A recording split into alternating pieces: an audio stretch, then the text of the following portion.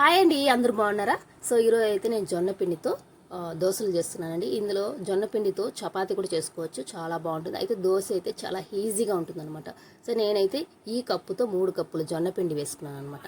So అయితే 3 కప్పులకి 6 కప్పుల water వేసుకోవాలి, తగినంత సాల్ట్ వేసుకున్నాను అనమాట. ఉండలు లేకుండా బాగా కలుపుకోవాలన్నమాట. అయితే మా వారైతే జొన్నలు తెచ్చి ఎన్ని రోజులైంది, దీని ఏదో ఒకటి చేయొచ్చు కదా అన్నారన్నమాట. సో ఇంకా మిషన్కి వెళ్ళి జొన్న పిండి ఇలా మెత్తగా తీసుకొని వచ్చి ఇలా దోశలు పోద్దామని చేశాను అనమాట. సూపర్గా ఉంటుందండి. అయితే మొత్తం ఉప్పు వేసి ఇలా కలుపుకొని హాఫ్ అన్ అవర్ నానబెట్టాలన్నమాట. దాని తర్వాత క్యారెట్ సన్నగా తురుముకోవాలి, తర్వాత ఉల్లిపాయలు, కొత్తిమీర, తర్వాత జీలకర్ర వేసుకోవాలి. చాలా బాగుంటుందండి, క్రిస్పీగా ఉంటుంది దోశలు అయితే. ఇందులో నేను పచ్చిమిర్చి కూడా వేసుకోలేదు. సో పచ్చిమిర్చి వేసుకునే వాళ్ళు వేసుకోవచ్చు. తర్వాత నేను జొన్న పిండి మాత్రమే వేసానండి, ఇందులో బియ్యం పిండి అయితే వేయలేదు. సో మీరు కూడా వేయొద్దండి, చాలా బాగుంటుంది. జొన్న పిండితోనే దోశలు పోసుకోండి, చాలా హెల్త్కి కూడా చాలా మంచిదన్నమాట.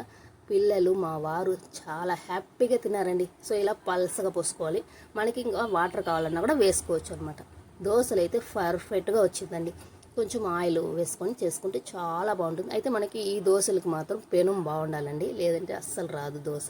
పెనంకి అంటుకునేస్తుంది అనమాట. ఇంకా అయితే మటన్ కూడా తెచ్చిపెట్టారనమాట.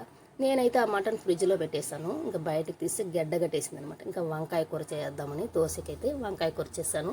చూడండి ఎలా వచ్చిందో, ఐస్ గడ్డలాగా అయిపోయింది. ఇంకా అది హాఫ్ అన్ అవర్ తర్వాత చేసుకోవాలన్నమాట, కర్రీలాగా. సో అదనమాట దోశ. చూడండి ఎలా వచ్చిందో, సూపర్ కదా.